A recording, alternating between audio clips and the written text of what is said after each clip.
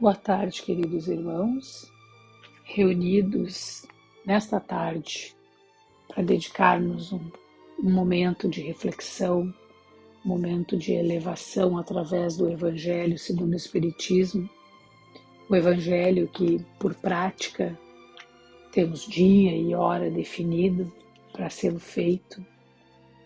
Assim teremos conosco os convidados do plano espiritual que vêm nos envolver nesse instante, que vem nos trazer paz, nos trazer cura para algumas dificuldades, nos trazer força para enfrentar desafios. Que esse evangelho no lar possa ser feito sozinho ou acompanhado, convidando familiares ou amigos, mas acima de tudo, que o nosso coração esteja envolvido nessas palavras, nos ensinamentos que o evangelho nos traz.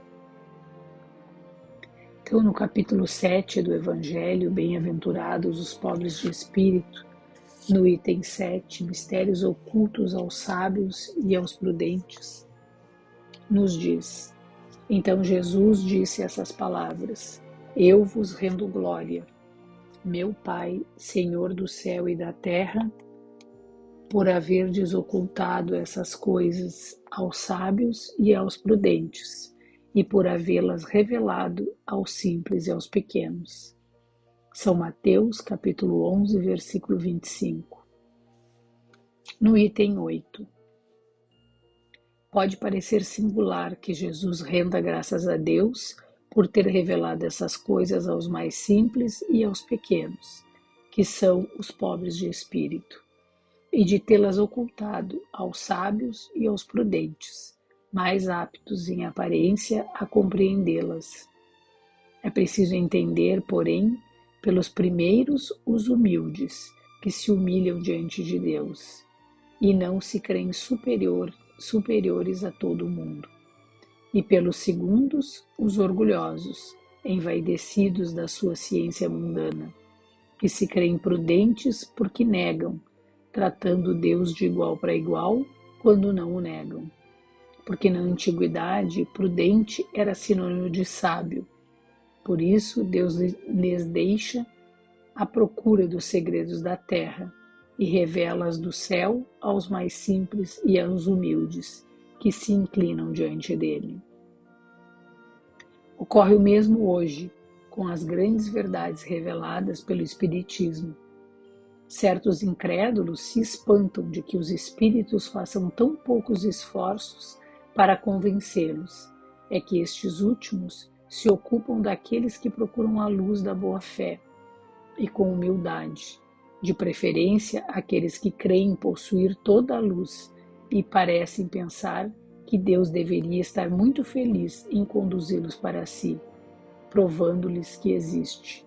O poder de Deus brilha nas pequenas como nas grandes coisas. Ele não coloca a luz sob o alqueire, uma vez que a derrama com abundância por toda a parte. Cegos, pois, aqueles que não o veem. Deus não quer lhes abrir os olhos à força, uma vez que lhes apraz tê-los fechados. Sua vez virá, mas é preciso primeiro que sintam as angústias das trevas e reconheçam Deus, e não ao acaso, na mão que atinge o seu orgulho. Ele emprega para vencer a incredulidade os meios que lhe convêm segundo os indivíduos. Não cabe ao incrédulo prescrever-lhe o que não deve fazer e dizer-lhe: se quereis me convencer, é preciso para isso escolher esta ou aquela maneira, tal momento antes que outro, porque esse momento está na minha conveniência.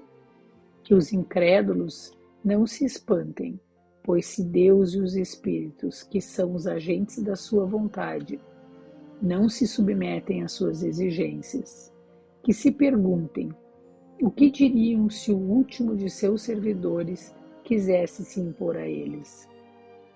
Deus impõe suas condições e não se sujeita às deles. Escuta com bondade aqueles que a ele se dirigem com humildade e não aqueles que se creem mais do que ele.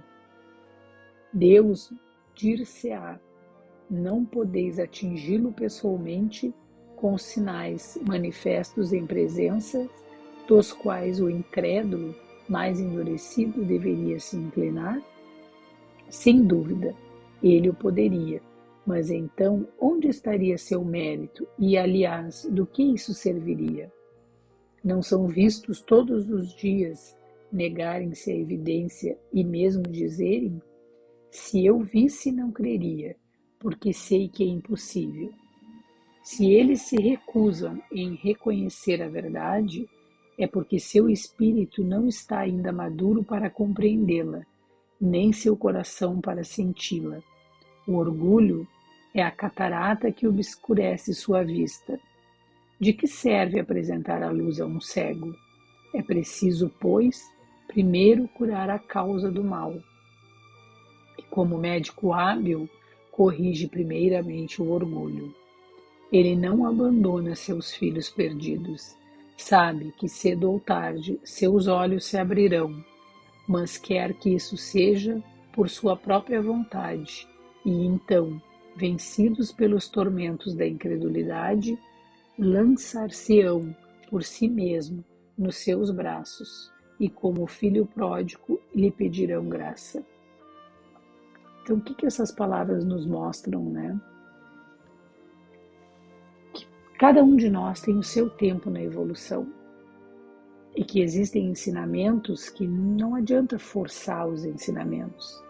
O orgulho, a vaidade, essas situações precisam ser vencidas para que a gente possa enxergar a Deus, valorizar os seus ensinamentos, ser grato pela vida, aproveitar todas essas oportunidades, por mais amargas que às vezes elas possam nos parecer. Deus não vai nos forçar a entender as suas palavras, a entender o que realmente importa nessa trajetória e nessa vida que todos nós vivemos.